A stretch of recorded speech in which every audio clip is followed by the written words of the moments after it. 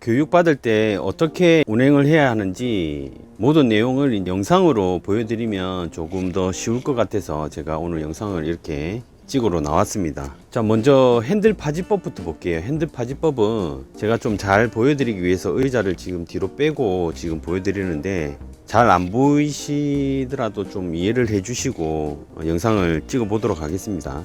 일단 핸들 파지법은 10시, 2시 이렇게 핸들을 잡으셔야 됩니다. 그리고 8시, 4시 이렇게 두 가지 방법을 교관님께서 잡으라고 얘기를 하십니다. 그러니까 10시, 2시를 잡으시든지 아니면 8시, 4시 이렇게 핸들을 파지를 하셔야 됩니다. 더 편하게 이렇게 뭐 9시, 3시를 잡으시든지 뭐 그렇게 하면 더 편하시겠죠. 한 손으로 운전하시는 분들도 계실 거고, 이 내용은 제가 지금 교육 내용을 말씀드리는 거기 때문에 이 교육도 다 점수에 반영이 됩니다. 교관님들이 원하시는 그 핸들 파지법을 이용하셔야 됩니다. 불편하시더라도 운행하실 때 10시, 2시, 그 다음에 8시, 4시 이 방법을 이용을 하셔야 됩니다.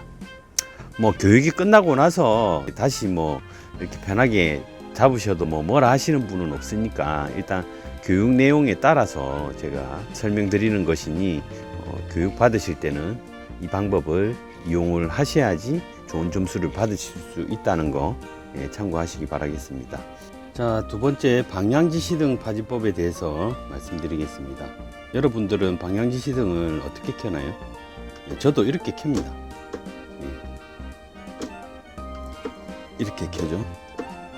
근데 교육대에는 어떻게 켜라고 하냐면 이렇게 손가락으로 잡고 올렸다가 내리고 다시 이렇게. 근데 이 차이점이 무엇인 것 같나요? 이렇게 올렸을 때랑 그 다음에 이렇게 올렸을 때 소리가 틀리죠. 이렇게 켤 때는 소리가 납니다. 근데 손가락을 잡고 이렇게 올렸다가 다시 손가락으로 내리고 이렇게 했을 때는 소리가 안 나죠. 버스 운행을 하시면서 심야 운행을 많이 하게 되실 거예요. 그렇게 되면 밤에 실내에서는 이제 조용하겠죠. 손님들이 이제 밤이니까 다 주무신단 말이에요. 근데 이 방향지시등을 켤 때 이렇게 탁탁 소리가 나면 손님들께서 이제 불편하시다. 그래서 교육대에는 교관님께서 말씀하시기를 손가락으로 잡고 이렇게 소리를 최대한 안 내고 방향지시등을 켜라고 하십니다. 솔직히 불편하죠. 불편한데 일단 교육대에는 다 이 모든 것이 교육 점수로 들어가기 때문에 이 방법을 이용을 하셔서 방향지시등을 켜 주셔야 합니다. 실질적으로 제가 교육받을 때 저희 동기 형 중에 한 분이 이 버릇을 못 버리시는 거예요. 운행을 하면서. 그래서 교관님한테 좀 굉장히 많이 혼났던 그런 기억이 나네요.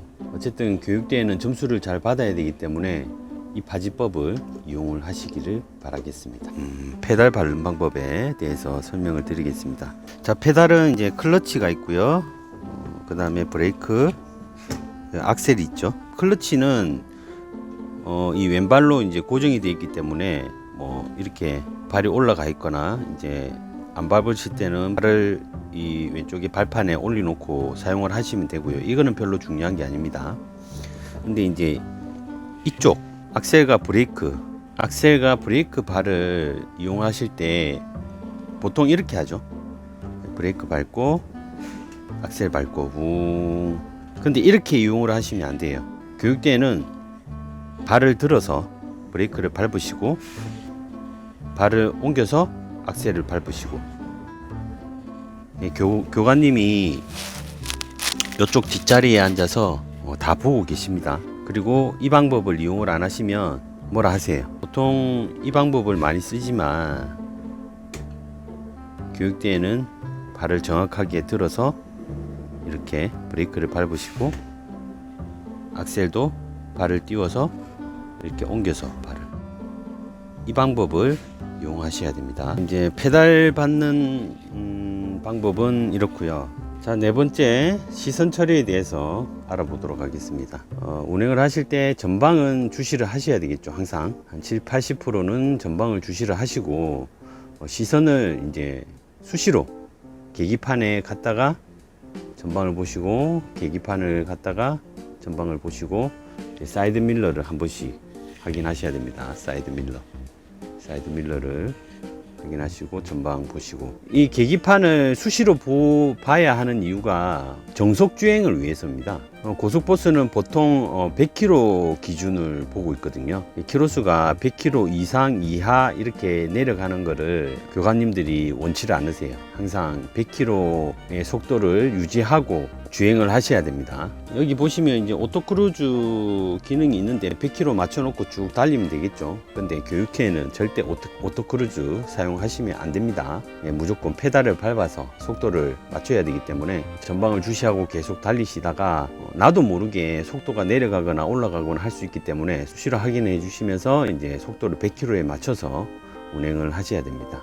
그렇다고 뭐 고개를 막 이렇게 좌우로 막 돌리거나 그렇게 하라는 게 아니라 이제 눈 시선만 전방을 보고 계기판 쪽으로 갔다가 사이드 밀러도 한번 보시고 시선 처리에 대해서 한번 알아봤습니다. 여섯 번째, 터널 진입 시 때 이제 낮에 주행 시에요. 낮에 주행 시 때 터널에 들어가면 어두워지지 않습니까? 어두워지면 이제 실내가 더 깜깜해지겠죠. 뭐 책을 보고 계시는 분들도 계실 거고 그렇기 때문에 실내등을 켜주라고 말씀을 하십니다.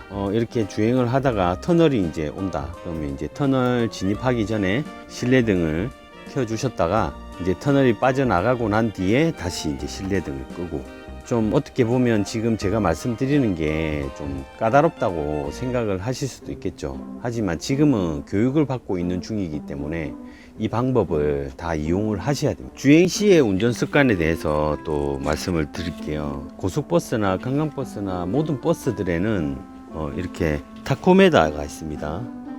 예전에는 아날로그 계기판이었죠. 이 계기판을 열어 가지고 타코메다 그 게이지를 꼽아 가지고 다시 속도계 열고 닫을 수가 있기 때문에 꼽아서 이렇게 운행을 하시면 그 타코메다의 그 용지에 내가 몇 킬로로 뭐 운행을 했고 그런 게 이제 수동으로 아날로그식으로 이렇게 체크가 됐었어요. 불과 몇 년 전까지만 해도 그걸 이용했는데 요즘에는 이제 전자식으로 바뀌면서 이렇게 전자식 타코메다가 장착이 되어서 나옵니다. 버스에는 타코메다의 기능에 대해서 버스 하시는 분들이라면 다 아실 건데, 여기에 USB를 꼽아서 자기가 운행했을 때 그 기록을 전산으로 남겨가지고 이제 그 회사 본사에서 그걸 체크를 합니다. 어떤 걸 이제 체크를 하냐면 이제 급하게 출발하는 거 있죠. 급가속에 대해서 체크를 하고, 그 다음에 급정차, 얼마나 이 사람이 주행을 하면서 급정차 했는지, 장기정차, 이런 거를 이제 이 기계가 다 이제 인식을 해서 체크를 하게 됩니다.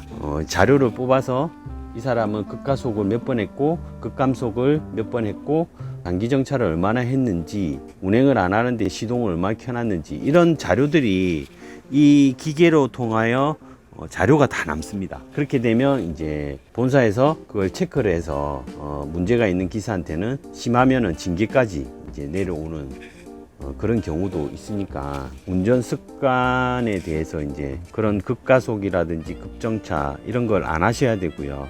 장기정차도 물론 안 하셔야 되고, 이런 게 자료가 다 본사에서 볼 수가 있기 때문에 이런 걸 안 하셔야 됩니다. 자, 이번에는 출발하실 때 어떻게 출발을 해야 되는지, 어떻게 RPM을 맞춰야 되는지에 대해서 설명드리겠습니다. 자, 보통 관광버스, 고속버스, 시외버스들은 기아 1단 출발하시죠. 시내버스는 2단 출발해도 되는 걸로 알고 있는데 1단을 출발하셔야 됩니다. 자, 그리고 아까 말씀드린 그 저 타코메다에 내가 몇 RPM에 1단을 넣고 출발을 하고 2단으로 바꿀 때 몇 RPM에 이제 2단으로 바꿨는지 그런 기록이 다 남습니다. 1단에서 2단으로 바뀔 때 몇 RPM에 기아 변속을 했는지 나오기 때문에 거기에서 급가속이 걸리는 거예요. 처음 출발할 때. 자, 제가 교육을 받을 때 받았던 교육 자료에 이런 게 다 있습니다.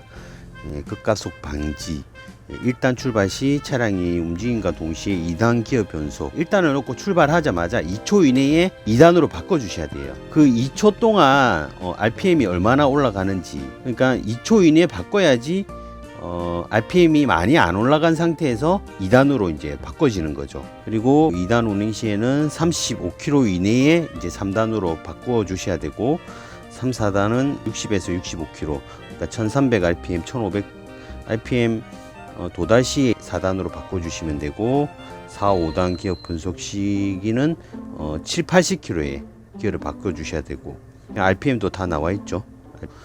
나와 있고, 5단, 6단은 1400, 1500 RPM 이런 식으로 이제 운행을 하셔야 돼요. 이걸 보시고 어떻게 저렇게 딱 맞춰서 운행을 하냐 뭐 궁금해 하시는 분들도 있을 건데, 중요한 거는 1단에서 2단 바꿔 주실 때 그것만 조심하시면 돼요. 그리고 2단부터 3단은 평상시 운전하셨던 그 느낌대로 운행을 하시면 별 문제가 없습니다. 이 타코메다에 이제 체크하는 게 1단에서 2단 급 출발을 하느냐 안 하느냐, 그걸 체크를 많이 하시거든요. 그러니까 1단에서 2단, 일단 출발이 됐으면 바로 2단으로 바꿔주시면 돼요. 2단으로 바꿔주고 그 속도에 맞춰서 이제 기아 변속을 해주시면 되겠습니다. 그리고 이제 차선 이용 방법인데요. 고속도로에 보면 차선이 편도 2차로인데도 있고 3차로인데도 있고 뭐 4차로, 5차로 이렇게 많지 않습니까? 일단 설명드리기 쉽게 제가 3개의 차로, 3차선인 차로에 대해서 설명을 드릴게요. 저는 그 고속버스 다니기 전에도 관광버스를 할 때 운행을 어떻게 했냐 하면요, 저는 그게 습관이 돼 있었어요. 어떤 걸 말씀드리는 거냐면, 개새끼야!